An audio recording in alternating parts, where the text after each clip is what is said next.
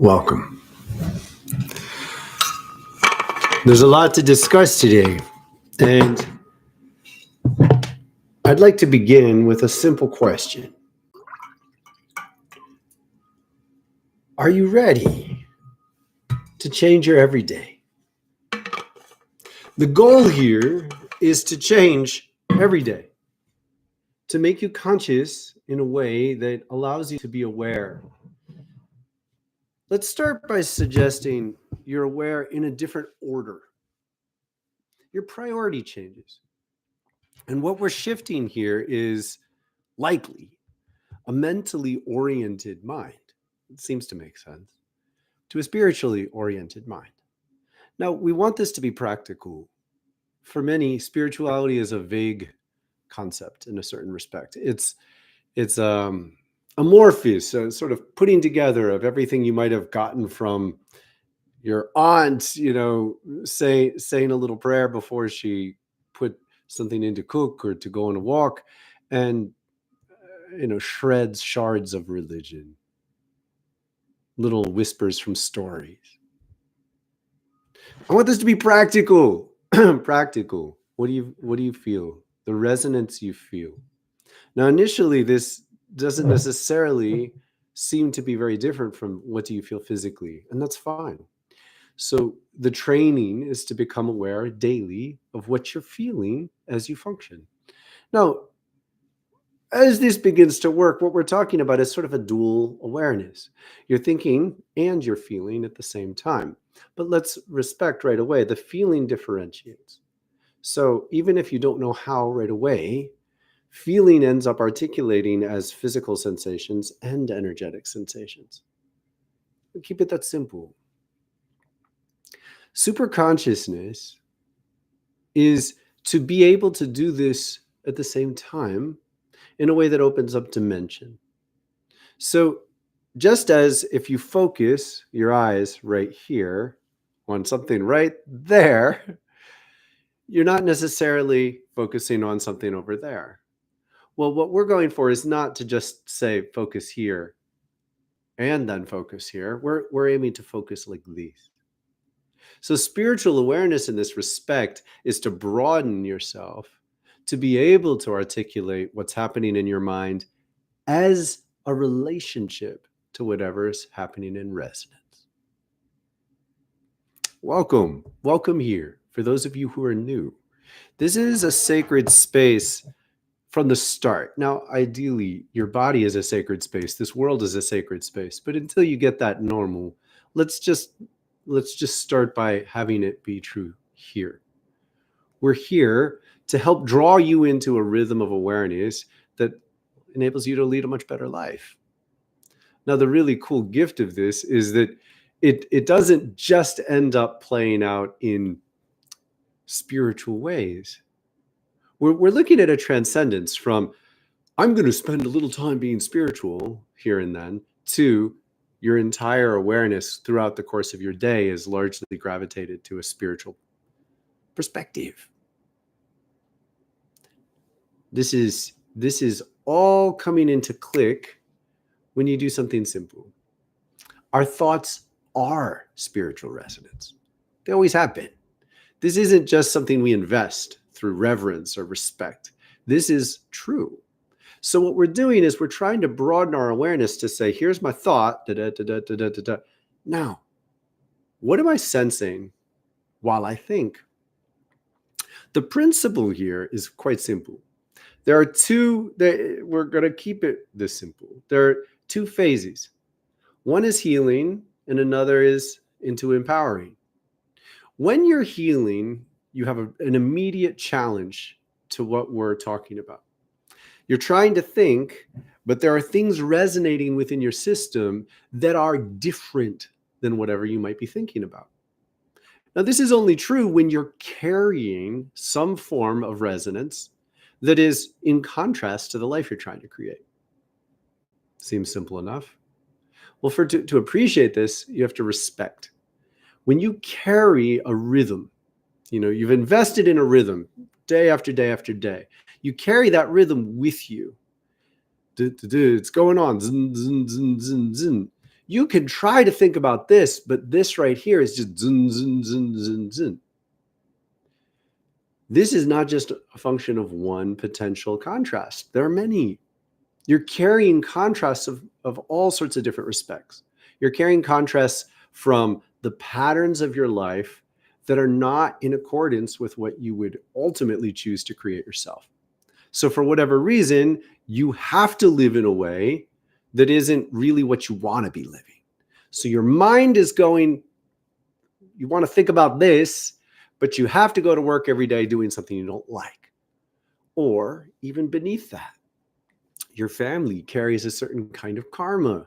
Karma is momentum. Your family carries a certain kind of karma. It's baggage.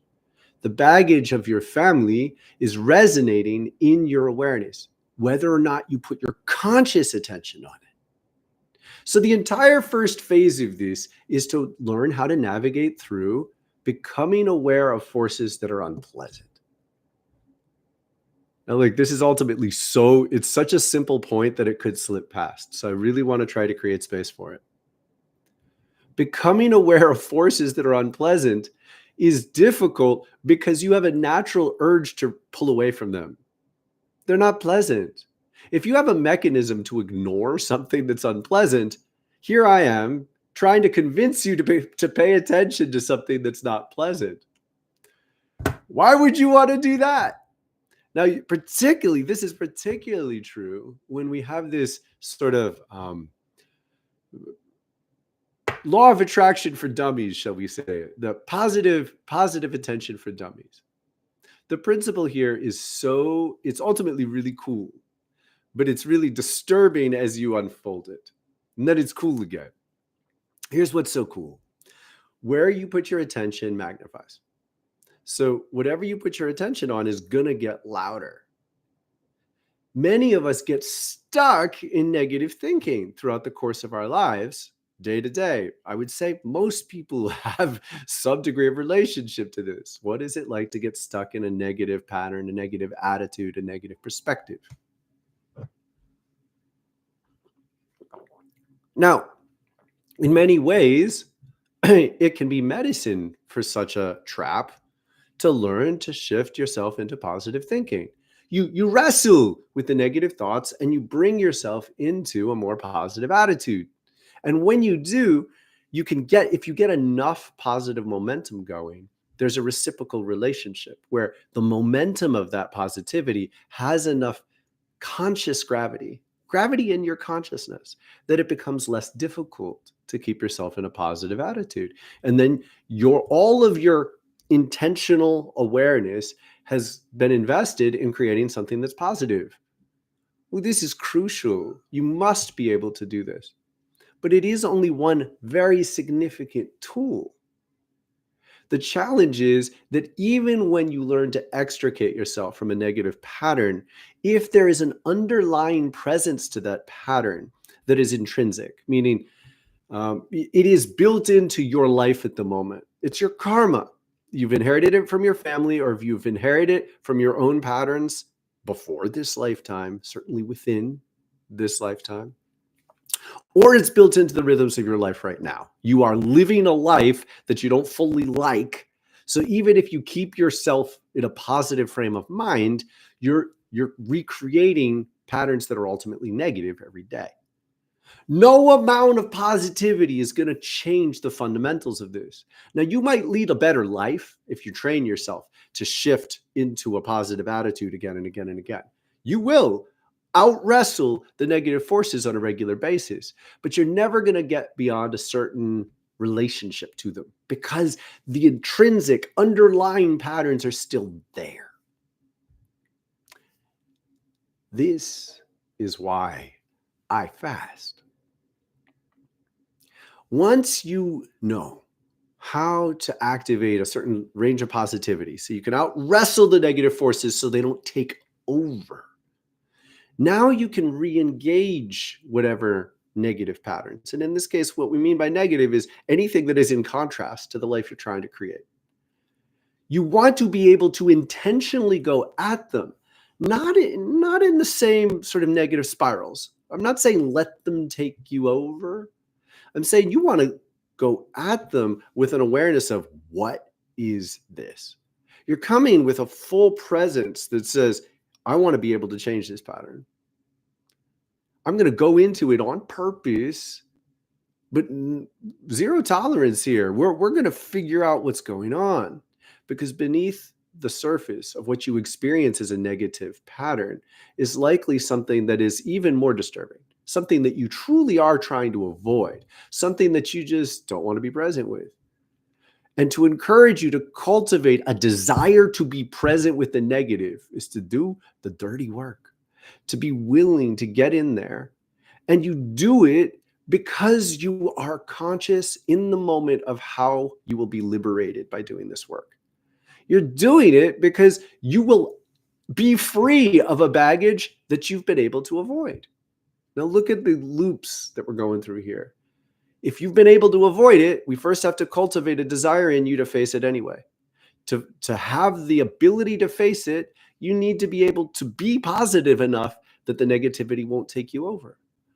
Once you know how to out-wrestle negativities within yourself with a shifted discipline positivity, now you can go back into a negative pattern with this fierce determination to figure out what lies underneath.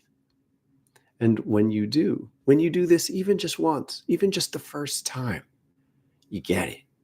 Oh, it works. It's possible to get underneath the surface of the patterns you've been living. It's possible to stare more deeply. It's possible to resist the urge to resist, to move through with a disciplined resilience, to say, no, I know this is unpleasant, but I want to figure it out. I want to figure it out. I want to look underneath and I want to be there. And I'm going to find a way to kind of enjoy it. I enjoy doing this dirty work because I know I will be liberated from the baggage that is ultimately anchoring it. The mold at the back of your fridge is ruining your experience of eating food. It's tainting everything. If you avoid it just because there are a lot of things in the way and you don't have to look at it, it's not getting better. You could do all you can to put fresh food in regularly and eat it quickly. And that's fine. This is positive thinking in a certain respect. You put a strong emphasis on getting the freshest food. You honor it. You don't let it go bad at all. But you're still coping with a problem, a very dirty, icky problem on a regular basis. To build the desire within yourself to face these things, it's necessary to be willing to dig deep. Now, last 2 weeks ago, I started a good long fast. And I'm doing this every year now. And one of the fundamental reasons this is so beneficial is it changes life's patterns. The reason I like working with food so much is because it's built into most people's lives, the rhythm of how much you're eating. It is very common in the community that I live in to just, you eat 3 meals a day because that's what you do. Because it's what you do it. And because you do it, it's what you do. It's a karma. It's a momentum of life. And you end up reacting in the ways you would anticipate. You get hungry when you think you're supposed to get hungry. But in my community, no one ever gets that hungry. No one's running out of food enough to appreciate what it feels like to get really hungry. And I'd say I know a fair number of people who almost never go a single meal without eating. A single meal time, breakfast, lunch, or dinner. And when you never adjust the rhythm becomes a fundamental part of your life. But the incredible advantage of this is you can learn to adjust the rhythm. And when you change something as fundamental as the pattern of your eating, you're shifting everything. You're immediately giving yourself access to a different perspective on the reality of your day-to-day life. And sometimes it's just the different perspective that makes enough of a change to give you leverage to make changes. So imagine you're always staring at the front of your house. You're always staring at the front of your house. The house is leaking. You go in the front door, you're living your life, the house is leaking. And then you say, I've got to take a look at this. And you go outside and you stare at the front of your house. Well, if you're not ever walking around the house, and if you're not ever getting up above the house, you're not getting a full perspective on what's wrong. You have to be able to change your relationship to yourself deeply so you can gain many different vantages and, and ultimately unearth what are the patterns of your life. Do you even have a clear idea? What are the patterns of your daily life? Even if you know them well enough to name them, I'm suggesting that you conceive it as you only have one perspective. You only have one dimension of awareness on what's going on. If you intend to broaden that dimension, shift, turn, look from here, you're going to start to develop a different kind of relationship. And you might see an ugly face on something that looked okay to you in the past. You might see a very disgusting side of an element of your life that you've been putting up with. It's been normal, sort of. You might have patterns in your life that you don't like about yourself, but you've related to them in the same way over and over and over again for years. So you really just don't know how to have the leverage. I'd like you to think in these terms: conscious leverage. You don't have the leverage to make a different kind of decision. So here's what happens when I fast. First of all, we're creating a rhythm in this community of fasting 4 times a year, and everyone's invited. And when we start, I give a little heads up, a couple weeks ahead, and then a couple days ahead, and everybody can start at the same time. And you can skip a meal. If you never skip a meal, skip a meal. It's a big deal. If you never take a day of fasting, take a day of fasting. It's a big deal. Every step is awesome. Every step is liberating because it's giving you that shift from one level of experience to a deeper one.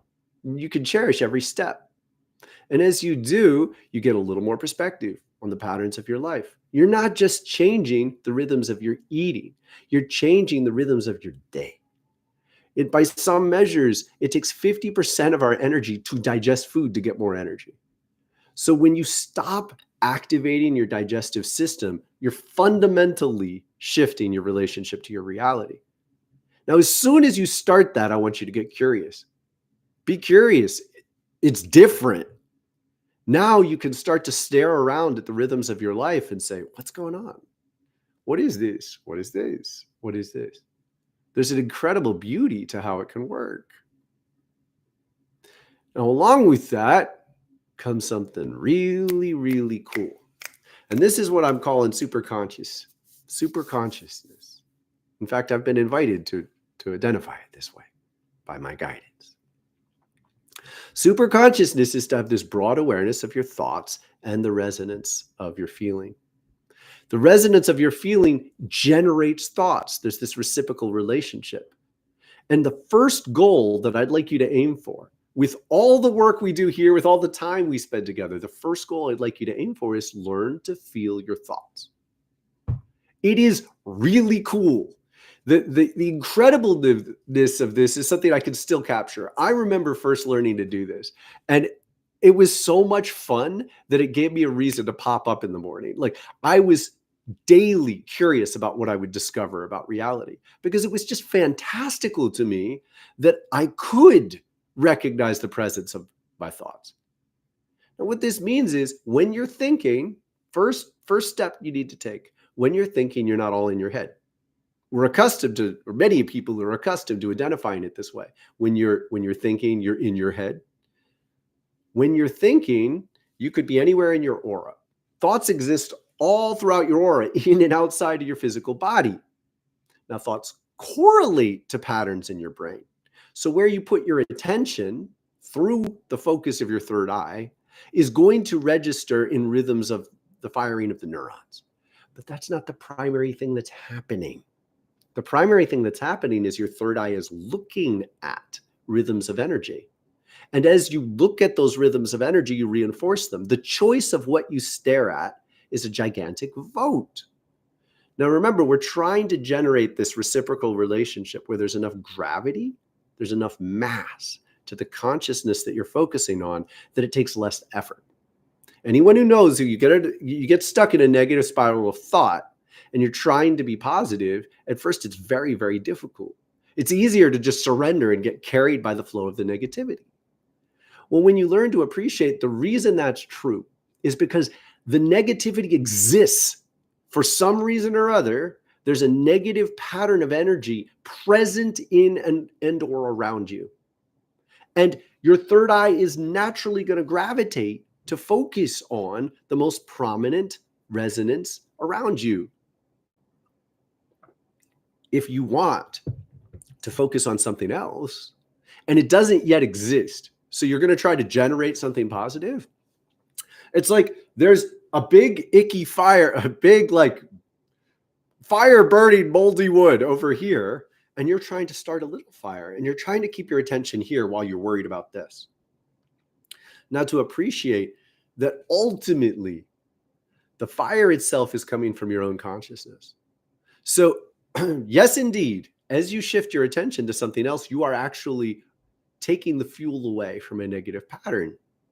But at first, when the negativity is really hot, it's really hard to focus on a little tiny fire, bring it to life while you're wrestling, not to just gravitate towards this other hot one.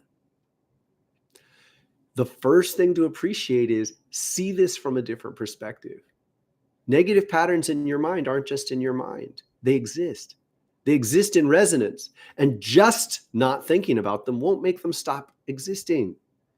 Karmic momentum is a pattern of energy that just exists. You can bump into some of it from the world, and you can unearth some of it from yourself. Both ways, I want you to appreciate that if you treat it as something that exists, it has a physical location around you, and we could measure it with the right instruments. Once you start thinking about it this way, you gain an incredibly different perspective. And when you fast, it's much easier to feel your thoughts. Now, part of this is really basic. Your digestion is actually a very dramatic experience. It's inducing a lot of sensations. So what's happening in your stomach and then on into your intestines is a huge process. Those sensations are more dramatic than the noise of your refrigerator and heater in your house. You know, you get used to certain basic noises in your life. Refrigerator, heater, if you live in a city, the sound of cars going by, you get used to tuning them out. So I'm encouraging you to respect there are all sorts of things you are used to tuning out in your daily experience. They're there. If we focused on getting your attention at them, you could identify them, but you're so used to their presence that you're trying to kind of zero them, as we say. You're trying to bring them into somewhat of a neutral relationship in your awareness. But here's the thing, it comes at great consequence. Because as you learn to neutralize those sensations, you're also numbing yourself in many cases. And when you numb yourself, you lose your ability to feel whether or not something is really functioning well. And as a result, people get stuck in very bad patterns of eating. They're eating for the wrong reasons, and they're ignoring their body's reaction to what they're eating. Now, if you're going to eat something that's heavily processed, it's got a metallic kind of poison taste to it. There's pesticide residue in there. There's microplastics in there. Your body knows all these. Your body can taste all this and sense all this. But if you do it on a regular basis and you numb yourself out to it, you're teaching yourself to numb. Now, if you're teaching yourself to numb on a regular basis, this also applies to your energetic awareness. It's part of the same process.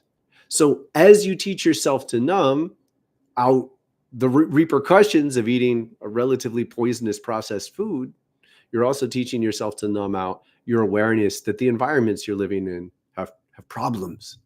Your system is telling you that there are problems in the environments you live in, within your home, within your workplace, within your community. I can feel the presence of these wires through the air. It's quite detrimental. It's very liberating to be in an environment where they're not present. I learned to put up with it. There are some things we can change, and there's some things we can't. But to be conscious that our own awareness, as we get more and more, both broad, superconscious, and subtle, so we can sense very delicate resonances as well. The more aware we become, the more we have to honor them. Because every time we make a choice to say, yeah, I know that, but I can't deal with it, comes at a consequence. And those consequences are blunt. They're blunt. So you can't just numb out one thing without ultimately affecting your entire ability to sense. So yet again, fasting. Now, there are lots of ways to fast. quickly speak to the fact you can change any significant pattern in your life. You can fast from media. You can fast from certain kinds of media. Anytime you make a critical decision to change what you're paying attention to and taking in, just do it on purpose so you get the perspective of it. You don't have to make it bad. You do it because you want to get the perspective of what is life like without this. Well, you know what happens? First of all, you see everything else differently. Second of all, you might see whatever you're numbing out differently. Now, the beauty of this, again, using food, which I honestly, after 25 years of doing this, I believe it's the best place to begin in many respects. I fast from food. Oh my goodness, it is so unbelievably clear what I do and do not want. And there's a little bit of tolerance to it. So I started eating again last Wednesday. I had some broth and then some eggs, and then some rice and lentils. Oh, those are the things I thought of. All through the fast, when I'm not giving myself any food, I did not want a long list of things. I really, without any effort whatsoever, I didn't want anything processed. I didn't think about a cookie. I didn't think about sweets at all. At all. Like there was just nothing there. When I thought about them, it was like, ugh. When I didn't get the fundamentals of a good nutritious diet, what I wanted was the fundamentals of a good nutritious diet. It's amazingly clear. And so I'd let myself, I would periodically, I go up and down. I mean, last Tuesday, I was a little like intense, 9th day of a fast, and I was like surging, but it wasn't like that by any means every day. And so some days I'd go through dips and I'd just lie down for an hour and I would let myself think about the food I was gravitating to. And I was doing it like work. I was programming into myself, this is what I want. This is what I want. This is what I want. And I was watching how easy it was for me to focus on really healthy things. I really wanted rice and beans, chicken, lentils, eggs, sprouts, nuts, raisins, apples. Oddly enough, I didn't want things that didn't grow here. I didn't want avocados or bananas or even citrus. Now, I've had citrus since I came out of it. It tastes amazing, but that's not what I was gravitating towards. My system showed me exactly what I wanted most. Exactly what I wanted most. And I programmed it in. And the thing is, what I did was watch. When I thought about an egg, I could immediately feel how it changed my resonance. When I thought about it, I could feel the impact it had on my system. Now, this was shifting myself out of kind of a mental desire. You know, you can want something ultimately it is very mental, even if mental, emotional, even if you don't know that's what's going on. But this, I was watching this superconscious state, watching my energetic reaction. My whole system was just like surging towards what I needed. And I was deepening that because we're working with the principle of when I put my attention on this process of wanting to draw something healthy, it became that much more magnified. Now we're getting towards something really cool in this. And this is several steps beyond where I try to articulate, but today seems like a good day. When you begin to feel into these subtle depths, first you have to honor that one of the most immediate layers is all this information about what is and isn't good for you. So your system, you have to respect that likely all of you, certainly most of you, are receiving information from your energetic awareness that is well beyond what you're thinking about. It's giving you all sorts of insight as to what is detrimental and what would be healthy. But you're overriding that information by focusing on number stimuli. Too much media, too much anxious eating, too much depressed eating. And when you allow your choices to be made by these more blunt force reactions, like super sugary, super greasy, what you're doing is overwhelming your ability to be aware of subtle. So if you stop the super sugary, super greasy for a little bit, you watch when you're drawn to do those things, and you watch with curiosity. You don't watch to stop it. This is critical. You don't just try to control it the second you want to change it. First, you go, look at that. I had a negative interaction with someone and I immediately wanted a cookie. And you watch yourself and you just be curious, like, oh, I see that. And maybe you knew it, but pay more attention because you want to deepen the groove of your awareness. And as you deepen the groove of that awareness, you're giving your system permission to try again. Your spiritual system has likely lost a little bit of faith in you. And I would like you to treat it with this respect. Your system has likely lost a little faith in you. You haven't been respecting it.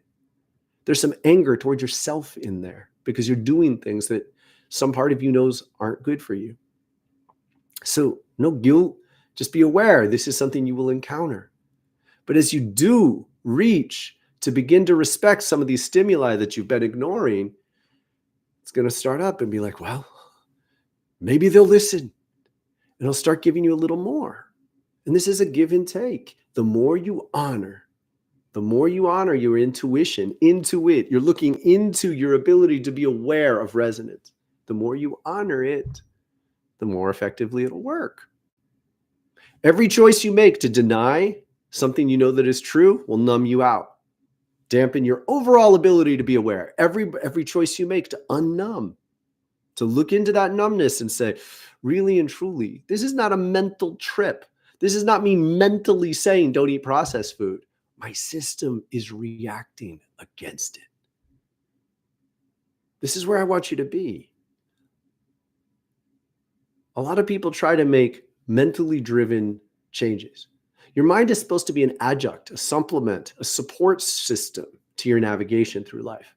It's supposed to help you focus and put into play. It's supposed to help you develop plans and see through processes, but it's not supposed to be in ultimate control. No, when I think of eating a processed cookie right now, I can feel the experience. I can feel how the experience will affect me. And I'm suggesting to you, this is happening to you as well. You just might not know how to hold it in prominence. And you want to be able to, because this is the best boundary ever. I'm not making a boundary from a list of things that I do and don't want to do. I'm contemplating eating a processed cookie, and I feel myself shrink. I taste a little metallicness that I think is associated with some kind of processed or pesticide residue, maybe both. Likely with wheat involved, it's both. And I can taste it in my mouth when I think about eating it. So I react against it. It's not hard to say no to that. It's easy. So I'm trying to introduce you to this presence of your ability to be so vividly super conscious that you can contemplate what you would eat and have this. It starts as a subtle sense of what the experience would be like. But as you keep your attention on it, it gets stronger. 33. I'm always going for 33. So in 10 seconds, I'm going to show you something really cool. A little bit of yoga. Stay with me. This is part of the same thing. I'm going to get down and I'm going to do a very simple exercise. And I'm going to invite you to copy it either when I do it or after I do it. I'm going to do crow, and I'm going to lean into the crow and out of the crow and into the crow and out of the crow. And while I do, I'm going to stare at exactly the same point on the floor, about right at the point of a triangle from my pointer fingers.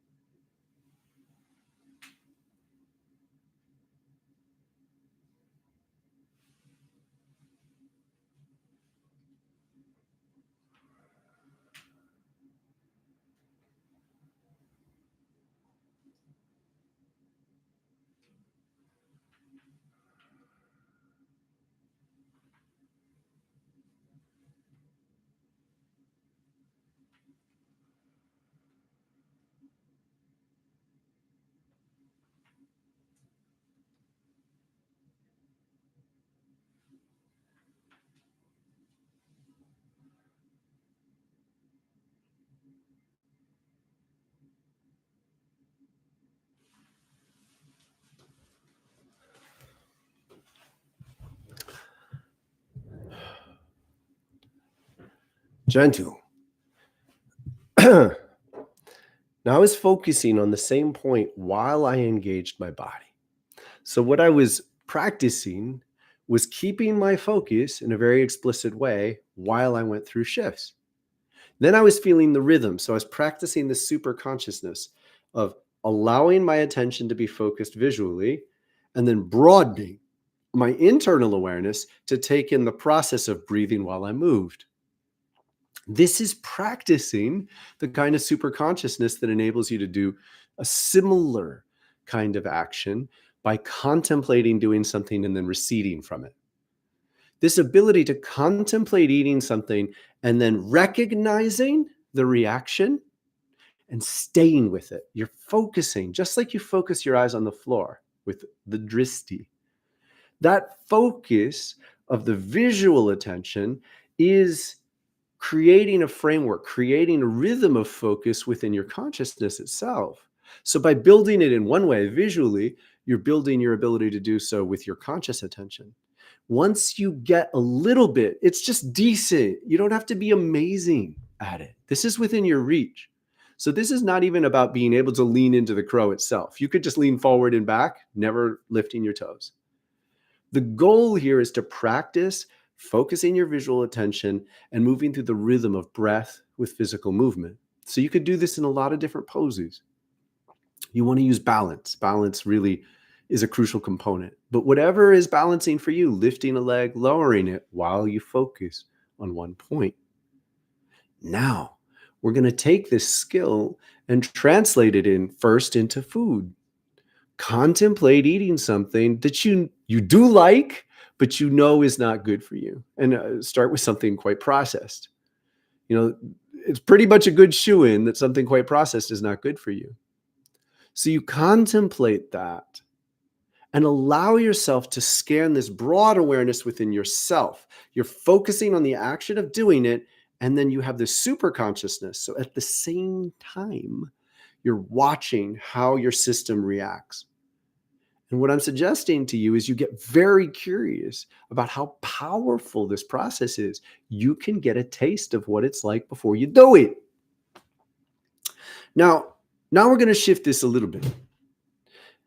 I've mentioned before, and I believe you have likely heard about studies where athletes of different sorts are taught to meditate on the process of whatever their challenge is. They're ski jumpers or they're high jumpers or whatever they are. They're taught to meditate on the process of doing it well. And they can do brain scans and discern a lot of what's going on in the brain is exactly the same when they imagine doing it as when they really do it. So this is just one little hint, because I'm suggesting you realize this is happening energetically as well. When you imagine embodying a certain challenge, your spirit creates a little fire, a little form of that process. And you can feel it as if it's happening. Now, first of all, this is a really good idea to practice anything you want to get good at.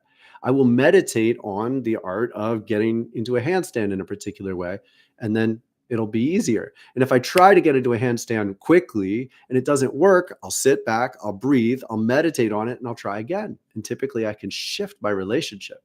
It's a fundamentally different experience. I'm setting it into reality through the act of visualizing it ahead of time and keeping my focus on that internal visualization. So now we could do this from food. We could do this into an action. Now you can take it even further.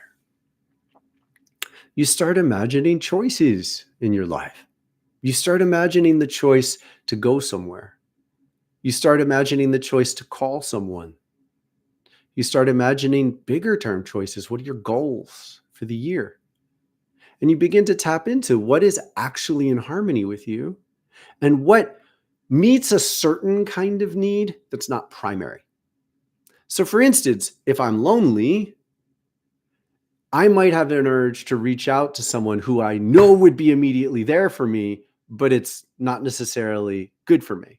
So in the same way, when you're down, you might want to eat a cookie because that's going to blast your system and it's going to distract you from feeling down. But ultimately, it has this poisonous component. Well, the same thing is true with people, who you spend your time with. In many cases, people are making choices to overwhelm one negative stimuli with something else.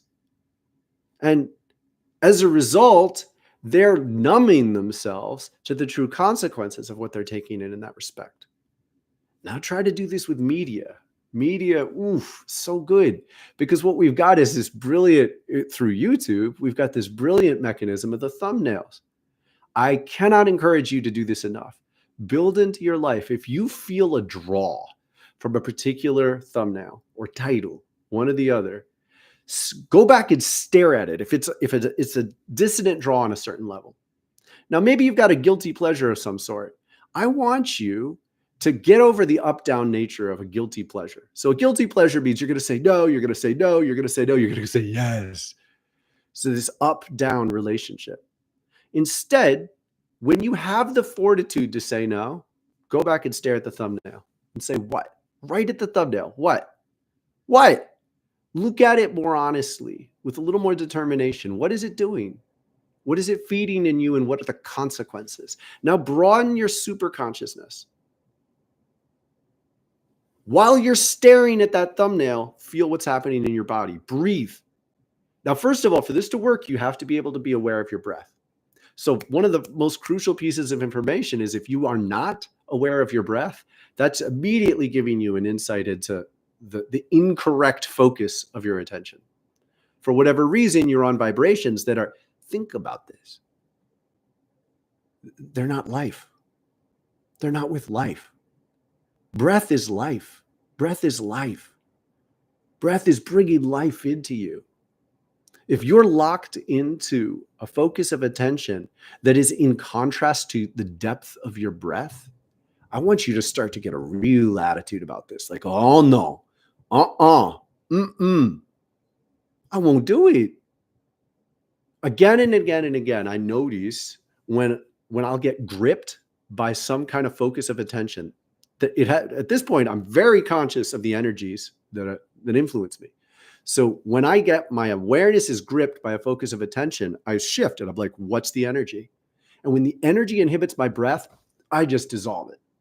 No way. No way. I don't give it any more attention than that. I don't argue with it. I don't contemplate it. Nothing. If it's inhibiting my breath, it is anathema to life. Once you start making choices like this, you have deeper cuts that are quicker and cleaner between what you say yes to and what you say no to. What you say yes to will be life enhancing. Now, it isn't just as simple as you could breathe with it. You want to take in more factors than that, but that is a fundamental yes or no. If you can't breathe with it, there's something fundamentally flawed. At the very least, it needs to change to be in rhythm with a healthy breath. At the least. And it's up to you to make that happen. It's up to you to refocus yourself in a way that says, stare at what you're trying to create. Breathe. Register the depth of your breath and broaden your conscious awareness to take in everything that's happening in and around you. Notice where is tense. Notice where is opening. And just be aware that this focus of your attention is affecting you in these ways. And what you'll find, particularly with media, something's gripping you. Something's gripping you. Now, there's always a reason something can grip you. So there's a need you have. But that need might be to be distracted from pain, to be distracted from anxiety, to be distracted from something very unpleasant in your awareness, in your family, in your environment. Now, if you're gravitating to a distraction, you will be out of your body. And it'll be challenging to focus on that and feel your body. And you know what you'll find? The second you tap in to many different sources of media, just looking at the thumbnail, the second you tap in, you'll start to feel a little sick inside. It's subtle, likely, it's subtle. But you'll feel a little hollow, a little gunk. And you know what you'll find? You're putting up with this all the time. You're putting up with this all the time. Something will be able to grab your attention and lock you in, and you're staying with it. Why are you staying with it? Because it's drawing you out of your body, because it's likely your body and your spirit, your spiritual body, are unpleasant places to be. And if it's an unpleasant place to be and somebody offers you some kind of energetic bad sugar, energetic bad grease. They're offering you this thing it's got an intense resonance to it. And there's something about that that could be understood as pleasant. And so you can focus on it. It has enough resonance to hold your attention a little. And because you can, and because it distracts you from yourself, you do, and then you breathe with that, and your breath goes numb because this is not life enhancing, but it does retune your breath, and you go number and number. Well, when you stare at that thumbnail and broaden your awareness, you're going to become conscious. You're bringing your attention on purpose into what happens. You're not trying to change it yet. I want you to not try to change it yet. I want you to watch it. I'm suggesting to you that more information gives you a much more conscious ability to respond. By not simply trying to say no, but by watching it more carefully, you get more information in your awareness about what's actually going on. And at a certain point, you begin to associate this greasiness with gross. It's not an effort. You begin to recognize the consequences of taking that in just by looking at it, just by considering it. And when you can actively, it's like an energetic taste. When you can energetically taste the consequences of making certain decisions, it becomes a lot easier to say no to them. Much.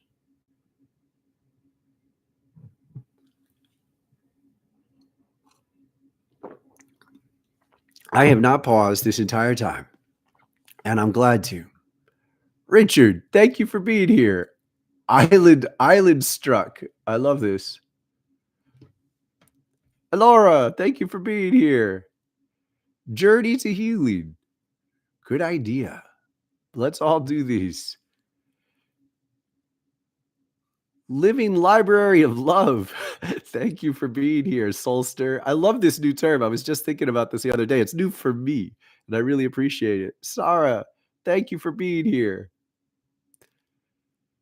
It's really, really pleasant to share all this with you. And the consequence of learning it, this was like what unlocked so much for me. And the part I want you to perhaps take away as much as you can, if you can on purpose take anything away, is this presence of the vivid, incredible curiosity. When you learn to sense the resonance of your thoughts and emotional feelings, it's like magic exists. For me, it was like learning that magic existed in a world that had not been magical. It's like, oh my God. And I would just it's the heart. It's the heart you want to use the most, okay? You just regularly tune in. What's going on in my heart? What's going on in my heart? Now, for me now, if my heart ever gets particularly out of a certain state of vibrancy, I'm like, what's going on? Like, it's an immediate measure for me of how well my life's going. The gift of this is immediate. You begin to gain, as I've been saying, leverage to adjust your relationship to what's going on in your life.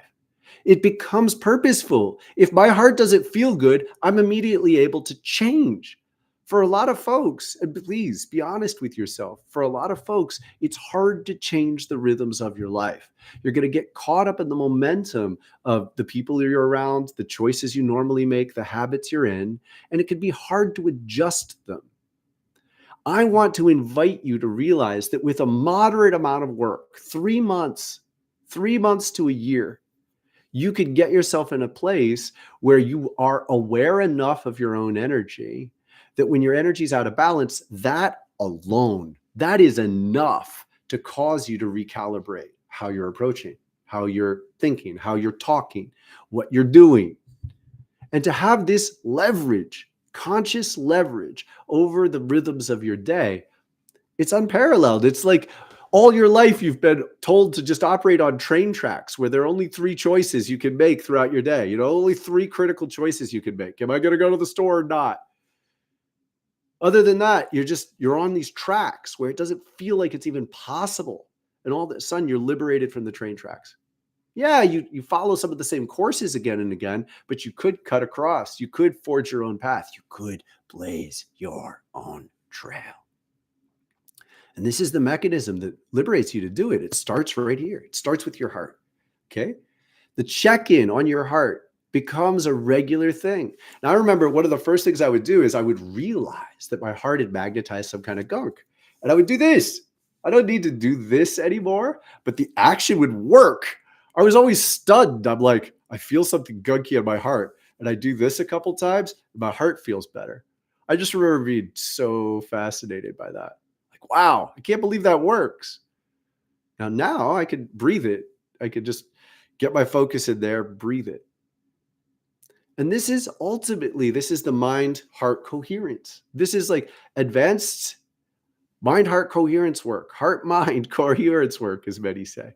What you're doing is you're getting your thoughts in resonance with your heart. And your heart has these built-in, thank goodness, our heart has these built-in systems that say yes or no to a wide range of being. Your heart activates with love and compassion. Your heart comes alive. The magnetic field of your heart. Now, I encourage you to recognize this is not primarily just a physics experiment. So the electromagnetic energy is not in charge, so to speak. It is one prominent function of what the heart's doing. But we can take this deeply into account. The heart is resonating much more than any other energy center. So your third eye and your brain's activity produce a magnetic field as well, but it's not nearly as strong as the heart's field.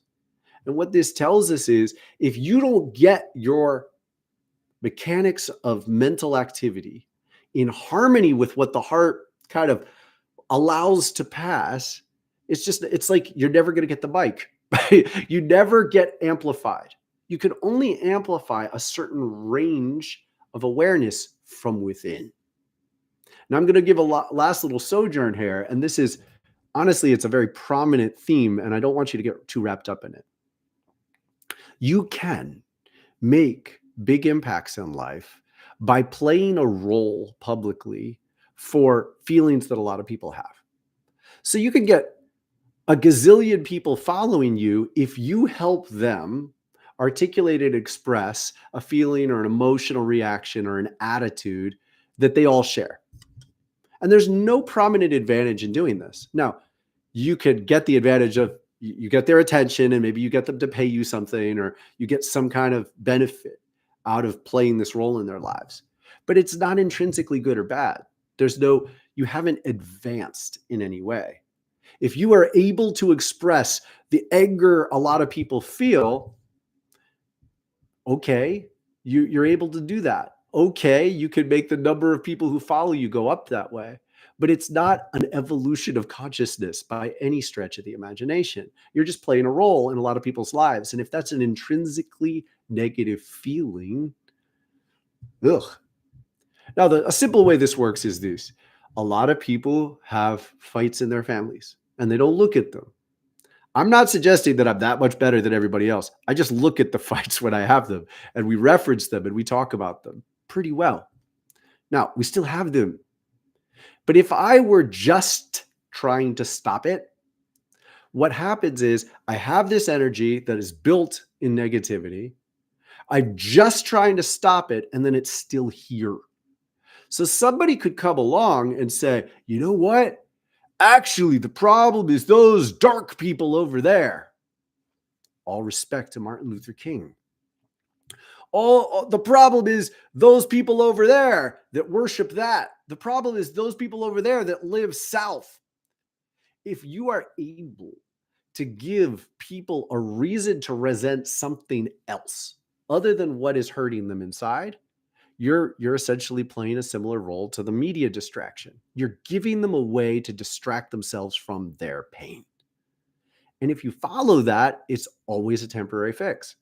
It'll work for a while, then it'll crash back down because it's not addressing the intrinsic inherent problem. The heart doesn't really work this way, but you can drag it this way. So you can get your heart to express anger if it's taking the anger off of one source and putting it on another. So this is not as simple as always follow whatever your heart is resonating. This is a deeper underlying process that suggests this. When you get your internal process, to forge a little mental fire that's in tune with love, compassion, gratitude, and appreciation for the intrinsic gifts of life. If you get this fire going, you have something that's happening it's deeper than these external patterns. When you have a little fire going that it's burning on a plane of reality it's not accessible to the external dramas. Now, you might shift your attention into the external drama. The external drama might interrupt the function of your life to get in there, but it can't actually put the fire out. It can only trick you to put your own fire out. And so the discipline of this little exercise we did on the floor in crow pose, staring at the floor, the discipline to build the focus of your attention is building your ability to say, even in the face of great waves of intense external energy, the roots of fascism, even in these great waves of energy, I'm going to let them wash over me, and I'm going to stay deeper because I'm inaccessible. The deep truth of your heart is operating on a plane that it can't be put out. You can only be tricked to put it out yourself. And I invite you, don't be tricked. Once you get this to work well enough, it's so cool that you keep coming back to it because you've built the discipline. I am not inviting you to endlessly try to control yourself in a painful, forced relationship, in an inner fight that goes on forever. There is a 3 months to a year of work on discipline that you need to do. That's no small thing. But if you get that 3 months to a year down, you know enough. You have enough of an experience of how well this works that it's much easier to return to it. It gets easier. At first, you're making yourself do the exercises. You're making yourself do the practice to develop not just your yoga, but your ability to unite your mind, your body, your spirit. At first, you don't need to be great at anything. You don't need to be strong. You just need to keep doing it. And over time, you're revealing to yourself the power of this mechanism. Oh, I begin to sense the presence of my choices. I begin to sense the reaction of my spirit against certain things that are happening in the world. And this is what I want you to long for. First, know it. If you don't know it yet, first know it. Trust, as I tell you, that this exists, this potential exists. And as you know it, it's on your side. It's like you're recruiting a little ally that helps you make good decisions, helps you navigate, and it reminds you, no, really, truly, that tastes gross. Right now, I'm in this blissful place. I used to have this pattern where all week long I don't add sugar to my coffee or tea. And then on the weekends, I let myself do it. Well, this weekend, 3 days after a fast, I let myself add. One day I had a mocha. It was so gross. Now, it happened to be bad sugar in a processed form. I don't know why I let myself do it. I got it for Christmas. But in a way, it was a blessing because I'm still so vibrant that I was like, oh, now I look at that can on the wall and I'm like, I have a very negative association with it. I found a bag of the kids' Halloween candy that we'd hidden away. We just chucked it. Like, it becomes easy because you can sense the presence of the negativity. And that's where I am. And I want to stay here as best I can. I had zero desire for white flours, processed flours. None. We have a local bakery that only uses organic, no pesticide, no GMO wheat. It tastes amazing. I had no desire whatsoever for any other wheat. I could tell the entire time I was on my fast. The things that vibrated clearly for me, if I stay with them and I refuse to numb myself out over the course of this next year, it stays easy. And I have a little fault tolerance here. Like, I could do it a couple times and it'll actually hurt. I can still, like, as I'm telling you about this, I can taste the burning of the sugars I put in that coffee. And so next time, this morning, it was that much easier to not do it. The gift of spiritual awareness in this form keeps on giving you back, keeps on giving back to you. It gets easier. It gets easier. Thank you so much for being here, peoples. Thank you for the donation so much. Silver Wings. Much appreciated. There's a little bit more. Oh, yes. We are now doing lightning sessions. That's what we're doing next. We film them. I record them, and we're going to be publishing 3 of them. So you could get a little session, 10 minutes, with the willingness that you're being recorded, and we're going to choose some of those to publish. We give you a day to take it back if it's too personal. But honestly, if you keep taking it back, then you won't get readings over time. The point of these is to be willing to put yourself on the hot seat, to be exposed, to be witnessed, because there's an amplification of your process that can happen when you allow yourself to be witnessed. This is the last thing I want to end with, all right? We are all witnessed. The divine spirit of the earth is always watching us. There's an incredible and funny gift that we're going to talk about more next week, that the advent of technologies is training us to be more spiritually conscious in a real way. And ultimately, this is one of the greatest gifts, the channeling this week, which I received yesterday. Really stunning and beautiful, going deep into this. And I'm excited to talk to you about it next week. The basic thing I want you to take away is when you allow us to see you in the form of these lightning sessions, which you can connect to wildflowerfire.com, sanctuary, there's a link. You join this meeting, you let other people see you. I do a reading on you in public, and I share what I'm seeing, and so other people see you. When you allow this witness, your process amplifies. Everything moves a little bit faster. You gain the ability to amplify your own self-awareness because you live with the sense that you are being seen anyway. This is a conscious transition that 100 years from now, it'll be normal. It'll be totally normal. We're in the middle of it. We're in the early vanguard of making these changes. And I encourage you to recognize the benefits are incredible, because as you allow this fast forward healing process, you get to be well much more quickly. Join us.